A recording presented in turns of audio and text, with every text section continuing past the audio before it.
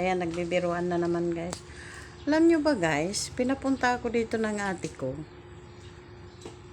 Tapos sabi niya, dalian mo, punta ka na dito. Yung pala, pagdating namin dito, magsusukat lang ng damit na isusuot sa kasalan. Ayan na guys. O, ayan. Sige na. Yan. Harap ka dito. Oh, magsalamin pa. Pero meron akong salamin na, silver. Ayun na lang isuot mo, oh guys. Oh, di ba? Ang ganda. Ang sosyal ng ate ko. Yan. Ayan ang dahilan kung bakit ako pinapunta dito. Ang ganda, makaharap. Magsusukat lang pa. Binibiro ng anak ko, guys. Grabe talaga. O, sige na. Yan na isuot mo.